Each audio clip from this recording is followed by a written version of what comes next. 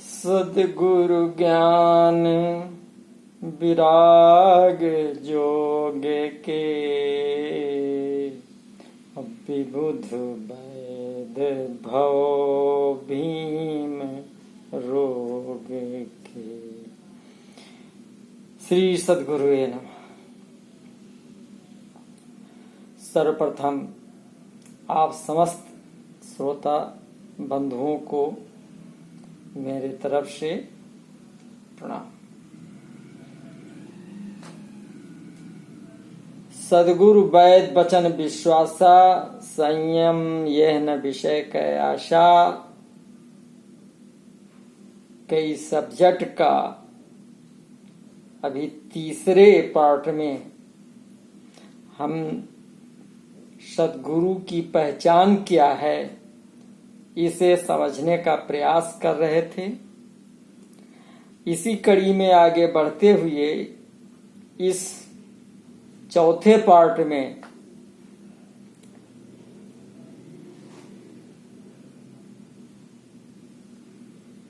गुरु निर्लोभी होना चाहिए, इसके ऊपर चर्चा चल रही है। तो कहा गया कि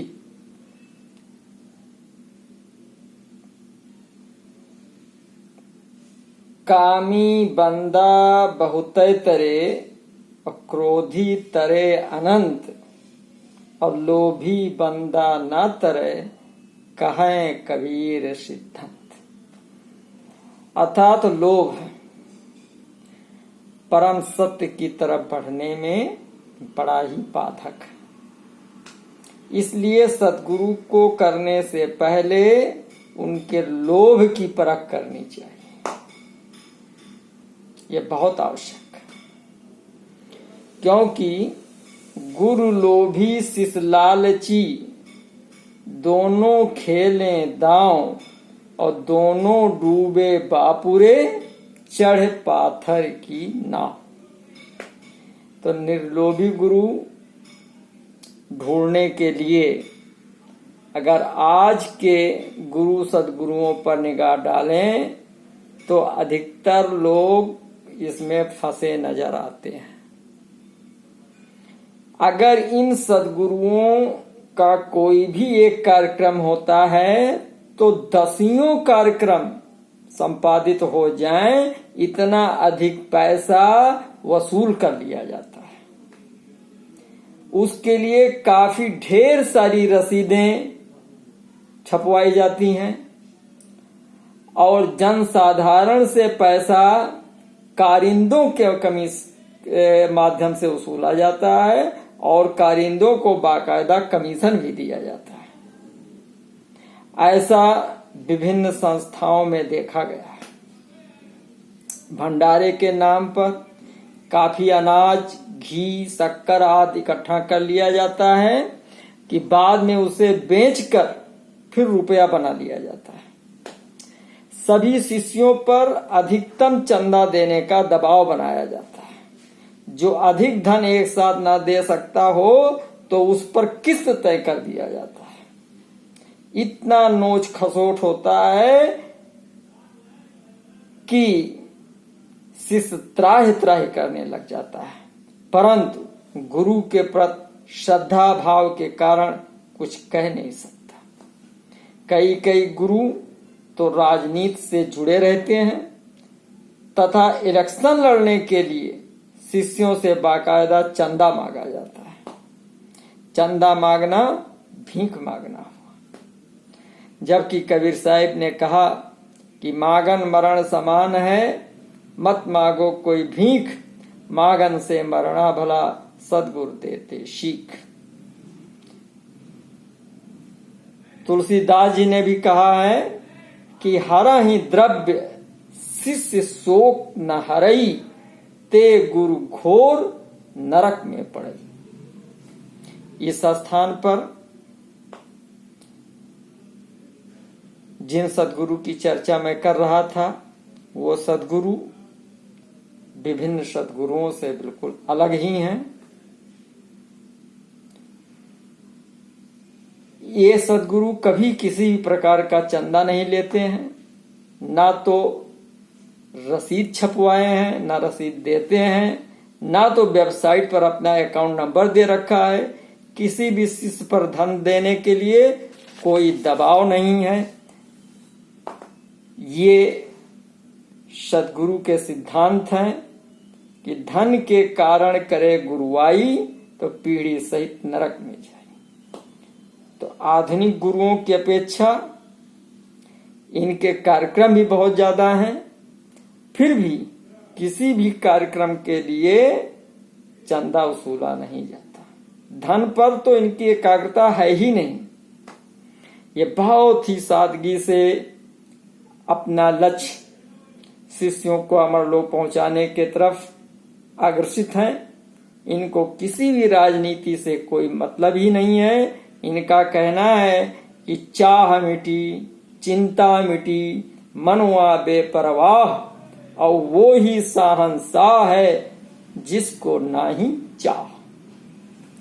अतः लोभी गुरु से अपना पिंडा छुड़ा लेना चाहिए, क्योंकि किसी कवि ने इस पर कहा है कि जाका गुरु है लालची, दया नहीं सिसमाही, उन दोनों को भेजिए उजड़ कुआं माही।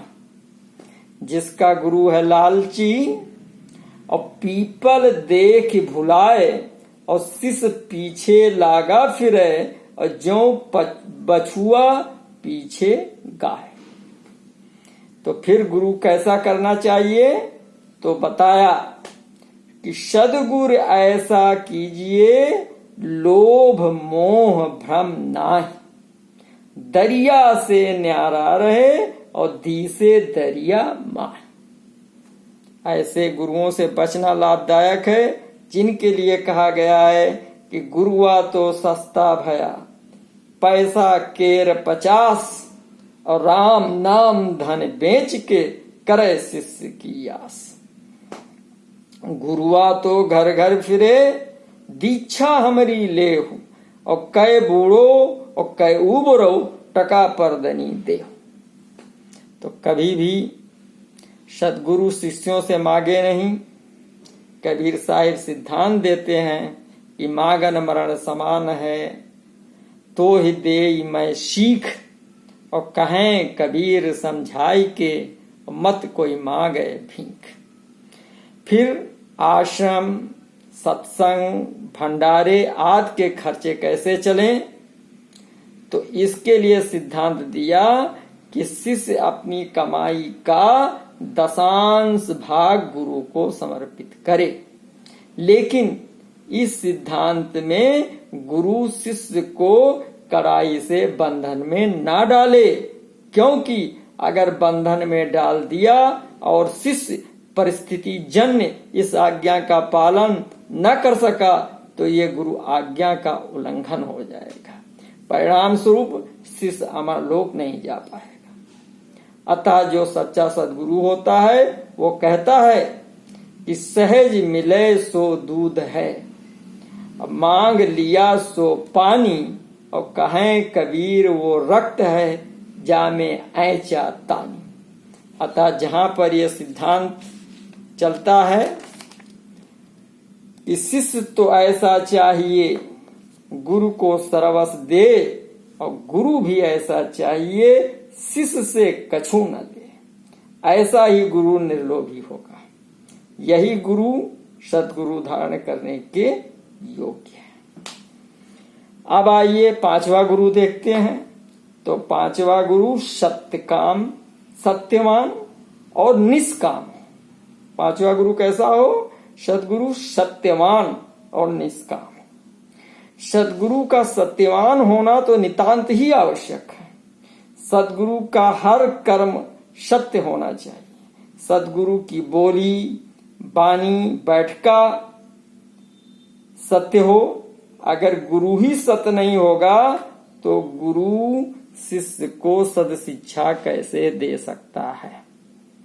सत्य ज्ञान व सत्य नाम तथा सत्य परमात्मा से वो कैसे शिष्य को जोड़ सकता है? गुरु तो सत्य होना ही चाहिए। इस पर कबीर साहिब जी कहते हैं कि गुरु सत्य। नाम सत्य और आप सत्य जो होए, तो तीनों सत्य जब एक हो तो विष से अमृत होए। क्योंकि सत्य का संबंध आत्मा से है और आत्मा का संबंध सत्य परमात्मा परम पुरुष से है। तभी कहा सांच बराबर तप नहीं, झूठ बराबर पाप, और जाके हृदय सांच है ताके हृदय आप। आपका अर्थ है सद परमात्मा से। सत्य बोलने पर और झूठ न बोलने पर कबीर साहिब जी ने काफी जोर दिया है। कबीर साहिब कहते हैं कि कबीर झूठ ना बोलिए, जब लग पार बसाए, और ना जाने क्या होएगा पल के चौथे भाई। कबीर साहिब ने झूठे गुरु से सावधान करते हुए कहा है कि झूठे गुरु के पक्ष को तजत न कीजिए बार, और द्वार न पावे शब्द का भटके बारंबार। कबीर साहिब जी ने सदैव सच्चे गुरु को ही अपनाने की प्रेरणा दी। साचे गुरु के पक्ष में मन को दे ठहराए, और चंचलते निश्चल भया, और नहीं आवे नहीं जाए। आजकल सत्संग के अंतर्गत गुरुओं व महात्माओं को प्रवचन करते समय प्रायः सुना जाता है कि वे अपनी बातों को सिद्ध करने के लिए झूठी कहानियों या उदाहरणों को नमक मिर्च लगाकर बड़े ही रोचक ढंग से श्रोताओं को सुनाते हैं। ये भी पूर्ण रूपेण असत्य है। असत्य को आधार बनाकर सत्य स्थापित नहीं कर सकते। सत्य स्वयं में ही सत्य है, उसे असत्य के सहारे की आवश्यकता नहीं है। सद्गुरु करते समय इन सब बारीकियों पर अवश्य ध्यान देना चाहिए। सद्गुरु सत्यवान होने के साथ साथ निष्काम होना चाहिए। उसे किसी भी प्रकार की सांसारिक कामना नहीं होनी चाहिए, क्योंकि सांसारिक इच्छाएं मन के अंतर्गत आती हैं, जबकि सद्गुरु तो मन के ऊपर आत्मा में रहता है। और आत्मज्ञानी व्यक्ति के लिए सांसारिक कामनाओं का कोई महत्व नहीं होता, क्योंकि जहां भोग तहां योग विनाशा, और जहां योग तहां भोग विनाशा। तो सद्गुरु संसार में रहते हुए संसार से ऊपर रहता है।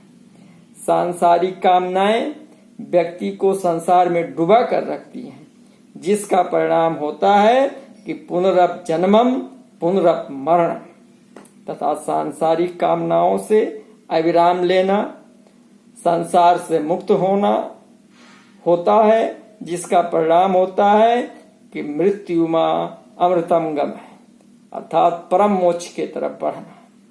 इसी पर कबीर साहिब ने सिद्धांत दिया कि जाकी सूरत लाग रहे जहां, कहें कबीर पहुंचाऊं तहां। सूरत का खेल सारा है, सूरत से फंस्यो संसार है। तो संसार के कामनाओं में सूरत फंसी होने के कारण ही तो हम बंधन में हैं। सद्गुरु हमारी सूरत को ही तो संसार से उखाड़कर अपने माध्यम से अमर लोक में स्थित परम पुरुष से जोड़ देते हैं, और हम हमेशा हमेशा के लिए मुक्त हो जाते हैं। अतः अपनी आत्मा का कल्याण करने के लिए सांसारिक कामनाओं से विरक्त सद्गुरु की खोज करनी चाहिए, तभी हम मानव उद्देश्य को प्राप्त कर पाएंगे, अन्यथा अन्यान्य गुरुओं से नहीं। अतः जब तक गुरु मिले नहीं साचा, तब तक गुरु करो 10 पांचा। अब चलते हैं छठा सद्गुरु। छठा पहचान क्या है सद्गुरु की? तो छठा पहचान है कि सर्वज्ञ होना चाहिए, अर्थात सद्गुरु को सभी धर्म शास्त्रों का ज्ञान होना चाहिए। ज्ञान होने का मतलब ये नहीं कि हर एक ग्रंथों पर पीएचडी किए हो।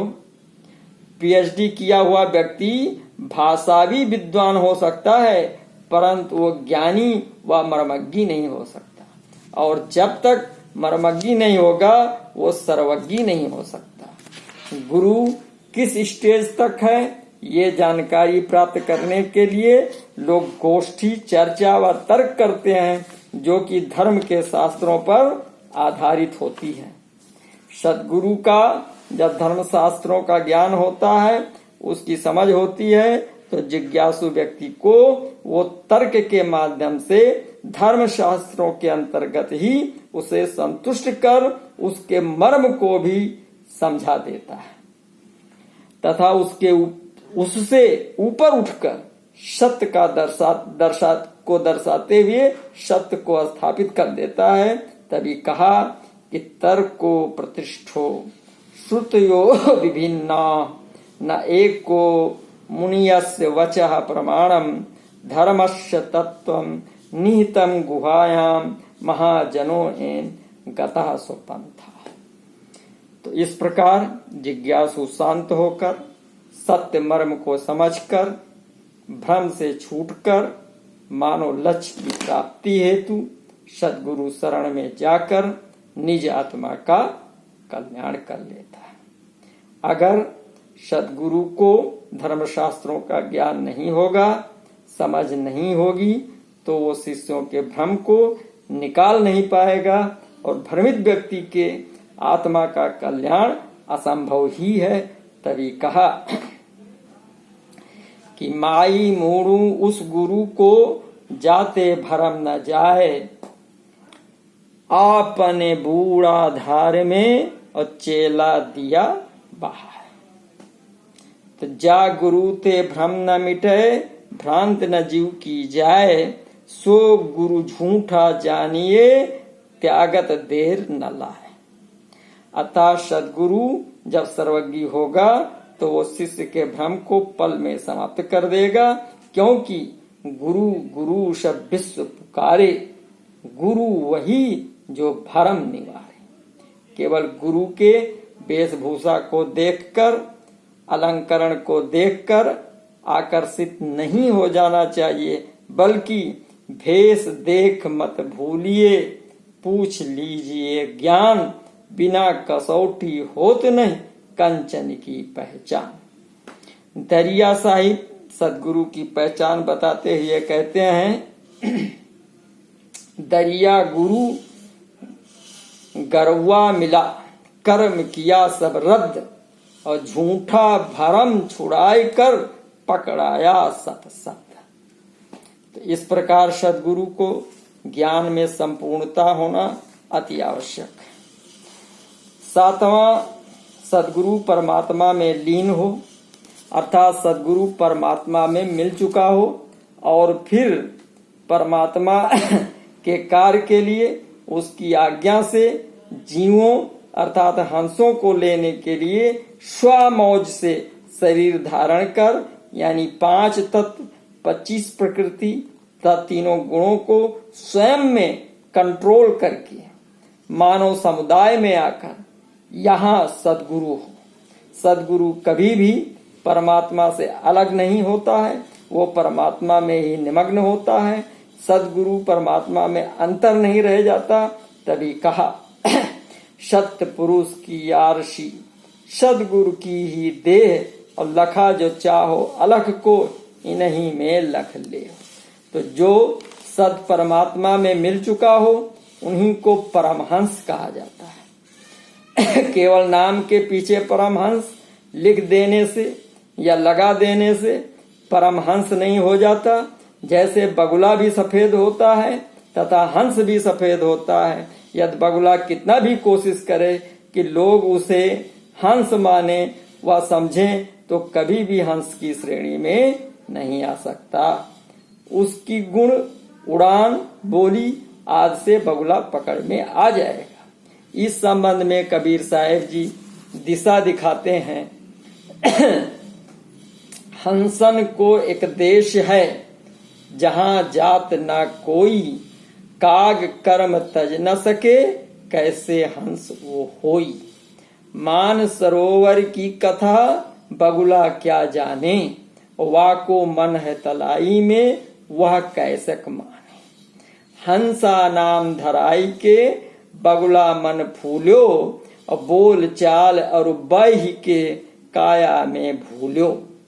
हंस बने बसे सुख सागरा, बगुला नहीं आवे, मुक्ता हल को छाड़ के नहीं चोचा डुबावे। उड़ा हंसा हंसन मिल्यो, और बगुला भय न्यारा, और कहें कबीर उड़ न सके बग जीव बेचारा। तो परमहंस परमात्म लीन पद है, केवल नाम नहीं है।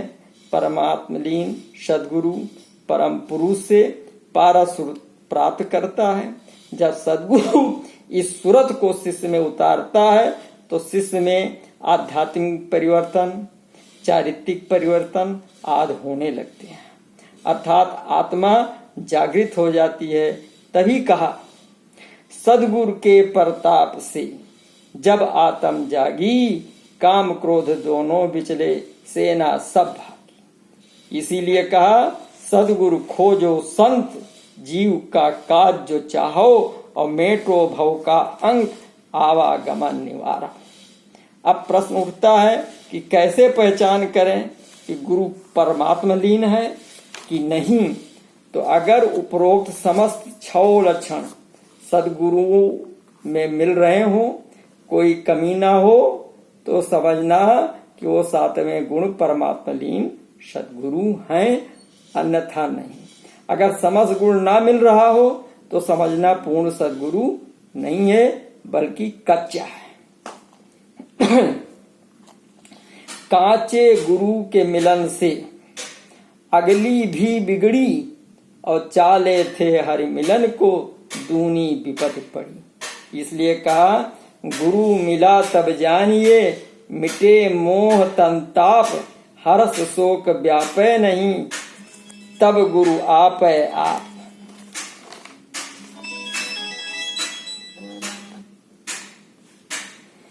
किसी धर्मशास्त्र के वक्ता, प्रवचनकर्ता और कथावाचक से सत्य ज्ञान नहीं मिलेगा। वो तो केवल शिष्यों को दान करना, धर्म में लगे रहना, यज्ञ हवन तीर्थ आदि पुण्य कमाने की शिक्षा ही मात्र दे सकते हैं। प्रवचन में मन भावना अवतारों या देवताओं के चरित्र आदि का बखान कर सकते हैं, कथा कहानी सुना सकते हैं। इससे आपकी आत्मा का कल्याण होने वाला नहीं है, इससे आप सदगुरु नहीं बन सकते, हंस वृत्ति नहीं है अपना सकते। ऐसे सदगुरु आपको अंदर से आपके विषय विकारों को निकालकर मोक्ष प्रदान करने में सक्षम